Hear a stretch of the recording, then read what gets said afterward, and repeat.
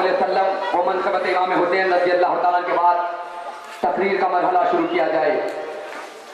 ان اشعار کے ساتھ میں زحمت خطاب دوں گا علی جناب محترم المقام سید معین الدین رضوی القادری رکن المدینہ ایجوکیشن سوسائٹی کو ان اشعار کے ساتھ اعلیٰ حضرت علیہ رحمت و رضوان رسول ذیشان صلی اللہ علیہ وسلم کی بارگاہ میں ارشاد فرماتے ہیں، سرور کہو کہ مالکو مولا کہو تجھے، سرور کہو کہ مالکو مولا کہو تجھے، باغ خلیل کا گل زیبا کہو تجھے، باغ خلیل کا گل زیبا کہو تجھے، مجرم و آقا افو کا ساما کروں میں، مجرم و آقا افو کا ساما کروں میں، یعنی شافعِ روضے جزا کہوں تجھے، یعنی شافعِ روضے جزا کہوں تجھے۔ ان اشعار کے ساتھ احمد خطاب دوں گا، نعرے تکبیر کے ساتھ بآواز بلند نعرے تکبیر، نعرے رسالت، بآواز بلند نعرے حسین۔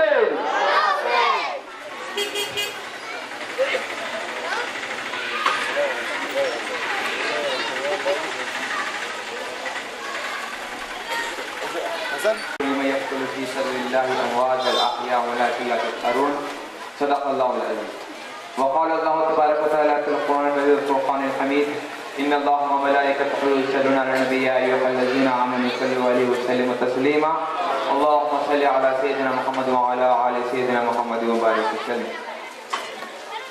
ایک اور مرتبہ بآواز بلند پاک پڑھ لیجئے، اللهم صل على سيدنا محمد وعلى آل سيدنا محمد وبارك وسلم۔ اسٹیج سے تشریف فرما استاد محترم بانی المدینہ جناب عبدالعزیز خان طاہر قادری اور دیگر اراکین المدینہ، مبلغین المدینہ اور محلے کے بزرگ حضرات، پردے میں سننے والے خواتین و حضرات، السلام علیکم ورحمۃ اللہ وبرکاتہ۔ خطبے میں نے جس آیت کریمہ کی تلاوت کا شرف حاصل کیا، اس میں اللہ رب العزت نے کیا خوب ارشاد فرمایا ہے کہ وَلَا تَقُولُوا لِمَن يَقْتُلُ فِي سَبِيلِ اللَّهِ أَمْوَاتٌ بَلْ أَحْيَاءٌ وَلَٰكِن لَّا تَشْعُرُونَ، کہ جو اللہ کی راہ میں مارے جائیں انہیں مردہ نہ کہو بلکہ وہ زندہ ہے اور تمہیں اس بات کا شعور نہیں ہے۔ عزیزان ملت اسلام میں یہ بات برحق ہے کہ شہید کا یہ مقام و مرتبہ، شہید کا یہ مقام و مرتبہ کہ اللہ رب العزت قرآن میں کہہ رہا ہے کہ شہید کو تم مردہ نہ کہو بلکہ وہ زندہ ہے۔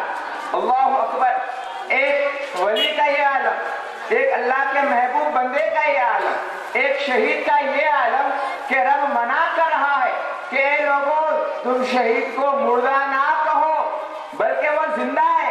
جب شہید کو رب تبارک و تعالیٰ یہ کہہ رہا ہے کہ شہید کو مردہ نہ کہو تو یہ کیسے ہو سکتا ہے کہ جب شہید مردہ نہیں ہو سکتا تو ہمارے نبی کیسے ہو سکتے ہیں؟ تو ہمارے نبی بدرجہ اولا آپ حیات ہے، آپ کی ایسی حیات، آپ کی ایسی زندگی، آپ ایسی حیات کہ کائنات میں اس کی مثال نہیں ملتی مسلمانوں۔ کہ اب دیکھیے یہاں پر تو رب تبارک و تعالیٰ نے اسے مردہ کہنے سے منع کر دیا گیا، ایک اور آیت ایسی ہے جس میں اللہ رب العزت نے تو مردہ گمان کرنے سے بھی روک دیا گیا۔ شاید کوئی گمان کر لے، زبان سے روک دے کہ میں مردہ کہوں گا زبان سے، پر دل میں گمان کر لوں گا۔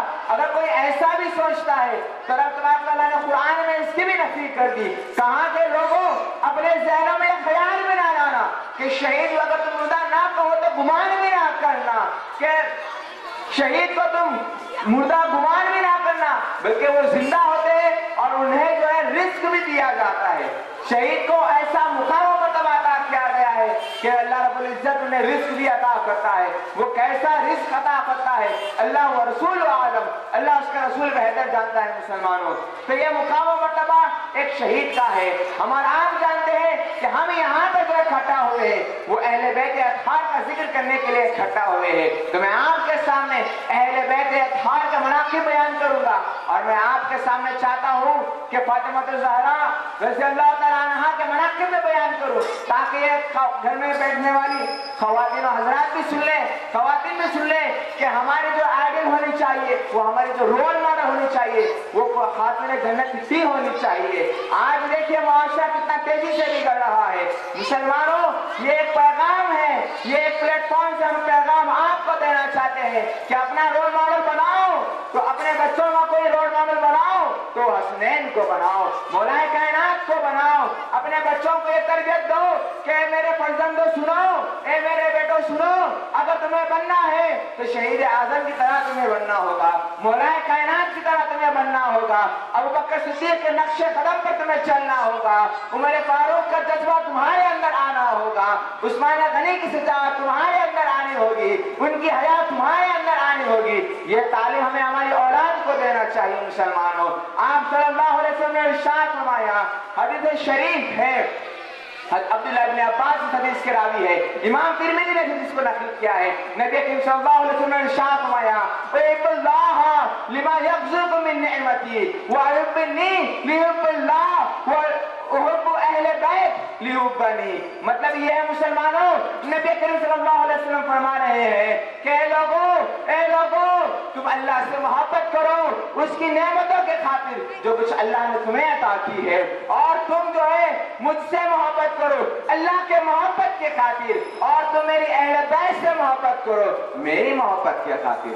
سبحان اللہ، ملت اسلامیہ کہ نبی کریم صلی اللہ علیہ وسلم ہم پر زور ڈال رہے ہیں، ہم پر فورس کر رہے ہیں کہ مسلمانوں میری اہل بیت کو مضبوطی سے تھام لو، میری اہل بیت کو مضبوطی سے تھام لو، یہی نجات کا ذریعہ ہے۔ ایک اور حدیث میں آپ کا بیان کر دوں، عبد الرحمن اس حدیث کے راوی ہے، آپ فرماتے ہیں کہ نبی کریم صلی اللہ علیہ وسلم نے ارشاد فرمایا، آپ صلی اللہ علیہ وسلم کا قول ہے کہ نبی کریم صلی اللہ علیہ وسلم نے ارشاد فرمایا کہ لا یؤمن احدکم حتی اکون احب الیہ من نفسہ وعترتی احب الیہ من عترتہ واولادی احب الیہ من اولادہ وذاتی احب الیہ من ذاتہ۔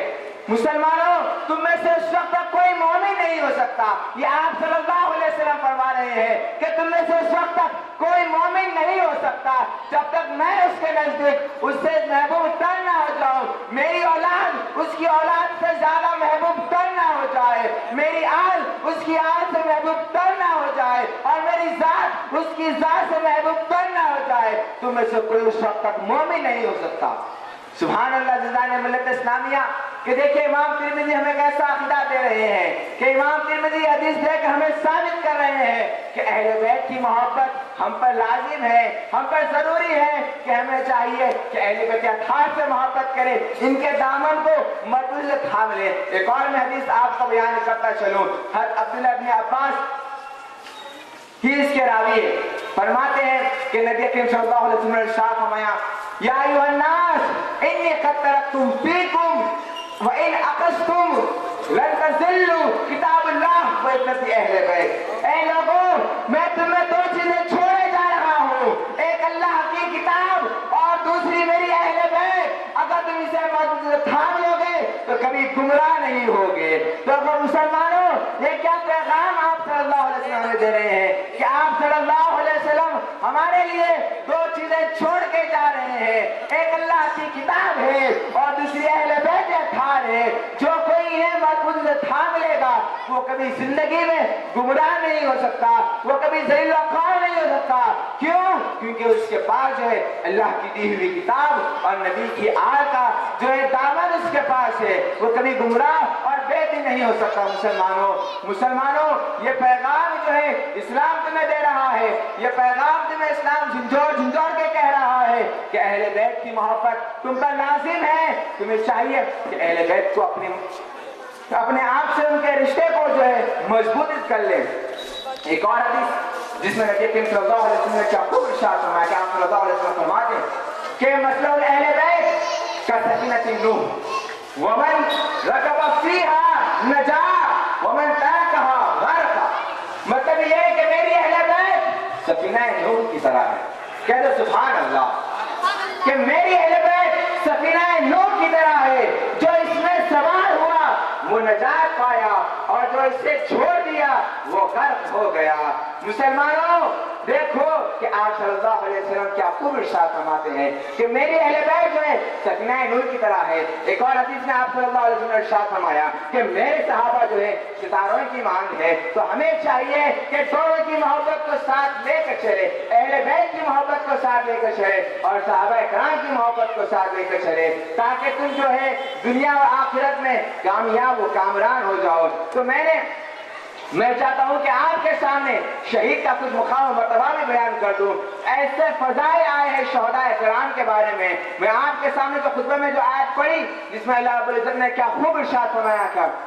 ارشاد فرمایا کہ جو لوگ اللہ کی راہ میں مارے جائے انہیں مردہ نہ کہو بلکہ وہ زندہ ہے. اور حدیث شریف میں یہ آتا ہے کہ جو شہید ہوتا ہے ان کی روح کو جو ہے سب طرح کے پرندوں میں جو ہے ڈال دیا جاتا ہے اور وہ پرندوں کو ایک ایسا مقام اور ایسے جگہ پر رکھ دیا جاتا ہے, ایسے خندلوں میں رکھ دیا جاتا ہے جو عرش الہی کے نیچے ہوتے ہیں. اور وہ جو پرندے ہوتے ہیں وہ جہاں جانا چاہے جاتے ہیں اور جنت میں بھی وہ جہاں جانا چاہے جاتے ہیں اور جو کھانا ہے انہیں وہ کھاتے اور سیریاب ہوتے ہیں. یہ مسلم شریف کے حدیث ہے.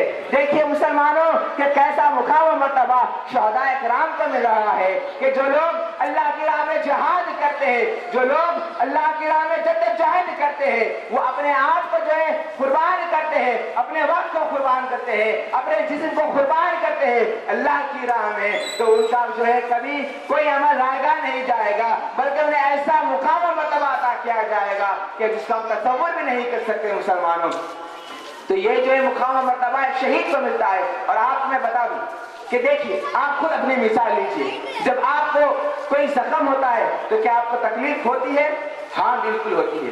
ہم انسان ہیں, ہم بشر ہیں, ہمیں تکلیف تو ضرور ہوتی ہے. اگر ہمارا ہاتھ کٹ جائے تو ہمیں تکلیف ہوتی ہے, خون بہنے لگتا ہے. مسلمانوں بغور سنو, کیا الفاظ میں دہرا رہا ہوں, بغور سنو. اگر کسی انسان کا ہاتھ کٹ جائے تکلیف ہو رہی ہے, پاؤں کٹ جائے تو تکلیف ہو رہی ہے, اگر گردن کٹ جائے تو مر ہی جاتا ہے انسان, خون بہنے لگتا ہے, کیسی تکلیف اسے ہوتی ہے. پر شہداء کا معاملہ یہ نہیں ہوتا ہے میرے پیارے. شہداء کو کیا تکلیف ہوتی ہے میں بتا دوں آپ کو کہ آپ صلی اللہ علیہ وسلم فرماتے ہیں کہ جو اللہ کی راہ میں جدوجہد کرتا ہے اور جس کا ہاتھ پاؤں اور گلا جب اللہ کی راہ میں کرتا ہے تو اسے چوٹی کاٹنے کے برابر تکلیف ہوتی ہے. سبحان اللہ کہہ دو, سبحان اللہ, بہت بلند کہہ دو سبحان اللہ. کہ دیکھو جو اللہ کی راہ میں جو جدوجہد کرتا ہے اسے کتنی تکلیف ہوتی ہے, جب وہ مرتا بھی ہے تو کتنی تکلیف اسے ہو رہی ہے.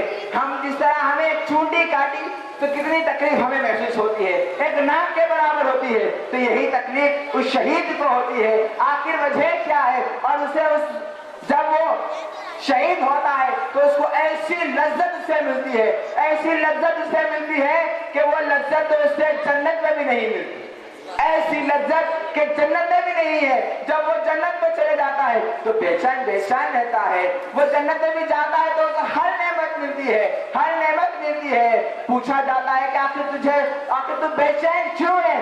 جنت میں آنے کے بعد تجھے یہاں پر ہر وہ نعمت مل رہی ہے جو تجھے دنیا میں نہیں ملی ہے. پر وہ کہتا ہے کہ مجھے ایک نعمت جو دنیا میں ملی ہے, جو لذت مجھے دنیا میں ملی ہے, وہ جنت کے کسی نعمت میں نہیں ہے. اللہ اکبر, نظام ملت اسلامیہ, آخر وہ نعمت کیا ہے؟ تو شہید کہتے ہیں جنت میں جانے کے بعد کہ اے مولا تو ہمیں دنیا میں پھر سے ایک بار بھیج, ہم پھر دوبارہ جہاد کریں گے, تیری راہ میں قتل کیے جائیں گے, کیونکہ جو مزہ شہید ہونے میں ہے وہ دنیا جنت کے کسی نعمت میں بھی نہیں ہے. نعرے حسین, نعرے حسین, نعرے حیدری. دیکھو نظام ملت اسلامیہ کیا مقام و مرتبہ شہداء کا ہے, کیا لذت انہیں ملتی ہے. آئیے میں اس کے اوپر سے ایک راز کی بات میں آپ کو بتا دیتا ہوں کہ جو شہید ہوتا ہے, حدیث کے الفاظ ہے, حدیث میں یہ بھی آیا ہے کہ جب شہید ہوتا ہے تو اس کے نگاہوں کے سامنے جب وہ اس کی جان جسم سے جدا ہوتی ہے تو اس کے نگاہوں کے سامنے اللہ رب العزت کا جلوہ بھی ہوتا ہے. سبحان اللہ, سبحان اللہ, کہہ دو سبحان اللہ. تو دیکھو کہ شہید کے نگاہوں کے سامنے اللہ رب العزت کا جلوہ ہوتا ہے. اور ہم مومنین جب دعا بھی کرتے ہیں, ہم مسلمان جب دعا بھی کرتے ہیں تو یہی کرتے ہیں کہ اللہ جب ہمیں موت آئے تو نبی کا دیدار ہمیں عطا کر دینا. آخر وجہ کیا ہے؟ اس کی وجہ ایک ہی ہے. مسلمانوں ایک تاریخی واقعہ میں آپ کے سامنے بیان کر دوں کہ تاریخی واقعہ یہ ہے کہ جب مصر کی عورتوں نے حسن یوسف کو دیکھنا چاہا تو انہوں نے کہا کہ یوسف تو ہماری طرح ایک بشر ہے, تو اے زلیخا تو اس پر کیوں فدا ہو ہوتی ہے وہ تو ہماری طرح کھاتا پیتا ہے, وہی تو ہماری طرح ہاتھ پاؤں اس کے بھی ہے, پر کیوں تو اس پر فدا ہوتی ہے؟ تو زلیخا کہتی ہے کہ تم نے اسے دیکھا نہیں, تم نے دیکھا نہیں, تم ایک مرتبہ دیکھ لو. تو وہ کہتی ہے کہ ہاں ہم ضرور دیکھ لیں گے. تو ایک واقعے کو پیش کیا جاتا ہے, وہ اس طرح سے ہے کہ ان عورتوں کے سامنے, مصر کی عورتوں کے ہاتھوں میں پھلوں کو دے دیا جاتا اور دوسرے ہاتھ میں تلوار کو دے دیا جاتا, اور کہا گیا کہ جب تمہارے سامنے سے یوسف گزرے, حسن یوسف تمہارے سامنے آ جائے تو تم اپنے پھلوں کو کاٹنے لگنا. تو کہہ دیا جاتا تو وہ اس طرح کرنے لگتے. جب ان کے سامنے حسن یوسف کو پیش کیا جاتا, یوسف علیہ السلام ان کے سامنے سے گزرتے تو مصر کی عورتیں کاٹنا شروع کرتے. کاٹتے کاٹتے کاٹتے کاٹتے وہ پھل تو کاٹتے ہی ہے, ساتھ ہی ساتھ اپنے انگلیاں بھی کاٹ لیتے ہیں, خون بہنے لگتا ہے. قرآن کہتا ہے, قرآن اس پر گواہ ہے, سورہ یوسف کو اٹھا کر دیکھ لے, اللہ رب العزت نے قرآن میں کہا ہے کہ حاشا اللہ ما ھذا بشر ان ہوا ملک الکریم. ان عورتوں نے کہا خدا کی قسم یہ تو انسان ہے ہی نہیں, یہ تو کوئی ملک الکریم ہے, یہ تو ایک فرشتہ ہے. اب مسلمانوں دیکھو کہ وہ عورتیں کہہ رہی ہے یہ یوسف بشر نہیں بلکہ اللہ کے فرشتے ہیں. جب ان کے سامنے یوسف علیہ السلام کا جلوہ ہو جائے تو وہ انہیں بشر نہیں مان رہی بلکہ وہ ملائکہ کہہ رہی, فرشتہ کہہ رہی. اور تو اور انہوں نے اپنے انگلیاں کاٹ لی. انگلیاں کاٹتے کاٹتے انہیں کوئی درد نہیں ہوا. کیوں درد کیوں نہیں ہوا؟ کیونکہ ان کے سامنے یوسف علیہ السلام کا چہرہ ہے, ان کا جلوہ ہے, ان کا جلوہ ان کے سامنے تو درد کچھ نہیں. جب یوسف علیہ السلام کا چہرہ ان کے سامنے تو درد نہیں. امت محمدی میں آپ صلی اللہ علیہ وسلم نے فرمایا جب مرد مومن جب کسی انسان کی روح کو جسم سے نکالا جاتا ہے تو اسے اتنی تکلیف ہوتی ہے, جس طرح ایک لاش کے اوپر 360 مرتبہ تلوار کے مارنے کی طرح جتنا تکلیف ہوتی ہے اتنی تکلیف ایک گناہگار شخص کو روح نکالتے وقت اس کے جسم پر ہوتی ہے. آپ ذرا غور تو کرو, ہم گناہگار تو یہی تمنا کرتے جب ہماری موت آئے تو ہمارے سامنے نبی کا چہرہ ہو, نبی کا جلوہ ہو. آخر کیوں؟ کیونکہ ہم یہی کہتے ہیں وہاں مصر میں جب حسن یوسف تھا انگلیاں کٹ گئی خبر نہیں, جب ہماری موت آئی ہمارے جسم کے اوپر 360 مرتبہ جب تلوار سے مارنے کی باری آئی اور ہماری نگاہوں کے سامنے جلوہ مصطفیٰ ہو تو اب 360 مرتبہ کیا اگر تم 1 لاکھ بھی مان لو تو ہمیں کچھ نہیں ہوگا. کیوں؟ کیونکہ ہمارے سامنے جلوہ مصطفیٰ ہے. سبحان اللہ. سبحان ملت اسلام. جب حسن یوسف ہو تو انگلیاں کٹ گئی خبر نہیں, اور جب ہماری نگاہوں کے سامنے جلوہ مصطفیٰ ہو تو ہمیں کیا کی تکلیف ہو؟ وہ تو حسنوں کا حسن ہے, جمالوں کا جمال ہے, ایسا حسن کہ چاند بھی شرما جائے, ایسا جمال کہ تم میں ایسا جمال رکھا ہے یا رسول اللہ کہ چاند تارے شرما کر چھپ جائے, چاند تارے شرما کر. تو یہ آپ صلی اللہ علیہ وسلم کا مقام مرتبہ اور یہ شہدا. میں آپ کے سامنے چند اور احادیث فاطمہ الزہرا رضی اللہ تعالیٰ عنہا کے مناقب کے بیان کر کے اپنی تقریر کو سمیٹ لوں کہ حدیث میں کہ نبی کریم صلی اللہ علیہ وسلم نے ارشاد فرمایا کہ فاطمہ بضعۃ منی فمن اغضبها اغضبنی. فاطمہ میرے جگر کا ٹکڑا ہے, جس نے اسے تکلیف دی اس نے مجھ کو تکلیف دی. سبحان اللہ. کہ مسلمانوں کہ فاطمہ رضی اللہ تعالیٰ عنہا آپ صلی اللہ علیہ وسلم کے جگر کا ٹکڑا ہے. جگر کا ٹکڑا, جگر کا ٹکڑا سمجھتے ہیں آپ کہ آپ صلی اللہ علیہ وسلم بس یہ عام قول نہیں ہے. دیکھیے ذرا غور و فکر اس کے اندر کیجئے کہ کتنے اس کے اندر کتنا پوشیدہ راز اس کے اندر ہے, کتنا بڑا میسج اس کے اندر ہے. کہ آپ صلی اللہ علیہ وسلم کہہ رہے ہیں کہ فاطمہ میرے جگر کا ٹکڑا ہے, جس نے اس کو تکلیف دی اس نے مجھ کو تکلیف دی. ایک حدیث کے الفاظ یہ تک نبی کریم صلی اللہ علیہ وسلم نے ارشاد فرمایا کہ یا فاطمہ ان اللہ یغضب لمن غضبک ویرحم لمن یرحمک.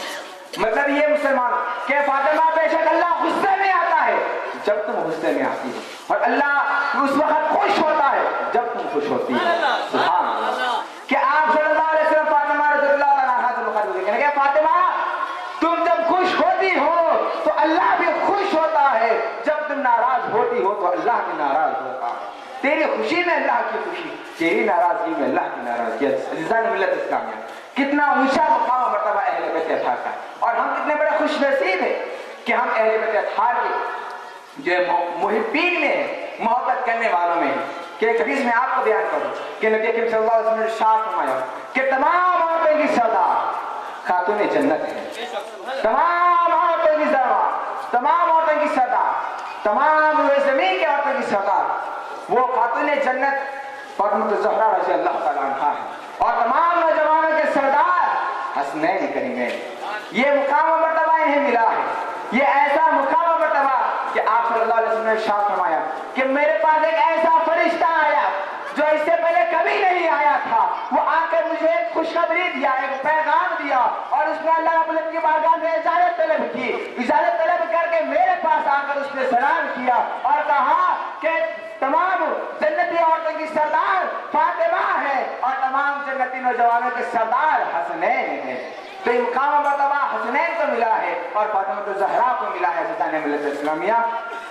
یہ مقام و مرتبہ میں آپ کو بتا دوں کہ دیکھیے ہم اور آپ سفر پہ کرتے ہیں، سفر پہ جاتے ہیں، لانگ ڈرائیو پر جاتے ہیں تو ہم اپنے اہل و عیال سے ملتے ہیں.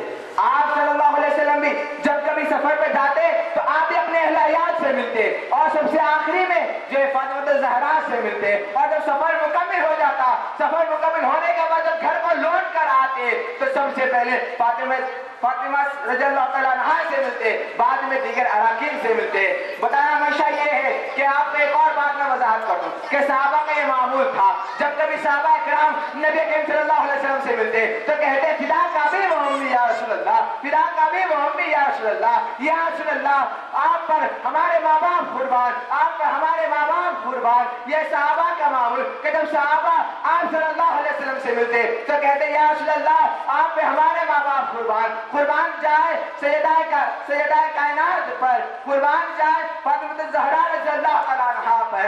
کہ آپ صلی اللہ علیہ وسلم ہر فاطمہ رضی اللہ تعالیٰ عنہا سے ملتے. عمر بن خطاب میں حدیث کے راوی ہے، امام دہلوی نے اس حدیث کو نقل کیا ہے کہ آپ صلی اللہ علیہ وسلم نے فرمایا کہ فدا کابی و امی یا فاطمہ، فدا کابی و امی یا فاطمہ.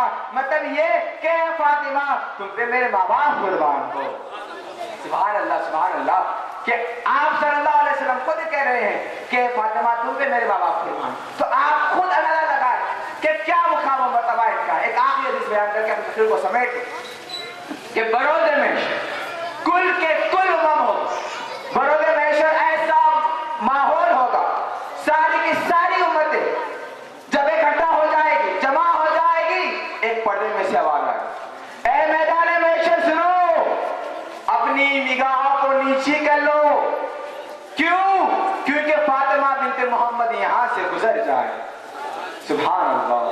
کہ دیکھیے کیسا مقام و مرتبہ کہ آپ کی حیات میں کسی مرد نے آپ کو، غیر مرد نے آپ کے اوپر نظر نہیں ڈالی. یہ مقام و مرتبہ فاطمہ الزہرا کا ہے. آپ کی حیات میں کیا آپ کے جنازے پر بھی کسی مرد نے نظر نہیں ڈالی؟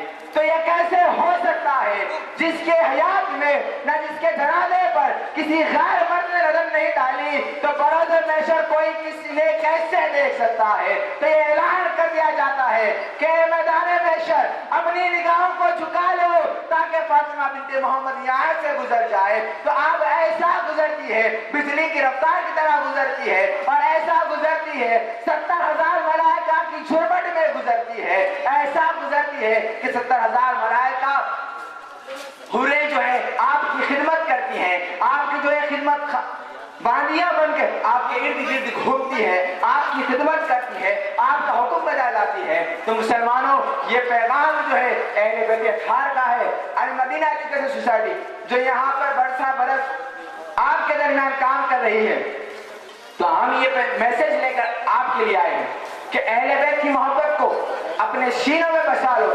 یہی محبت جو ہے تمہاری نجات کا ذریعہ ہے. اللہ رب العزت کی بارگاہ میں دعا ہے کہ بھائی تعالیٰ یہاں پر جو کچھ کہا گیا، سنا گیا، مجھ گناہگار اور تمام سامعین کو نشین اور عمل کرنے کی توفیق دے. آمین. بھی آپ کی لا الہ الا اللہ محمد رسول اللہ صلی اللہ علیہ وسلم. درود پاک پڑھ لیجیے.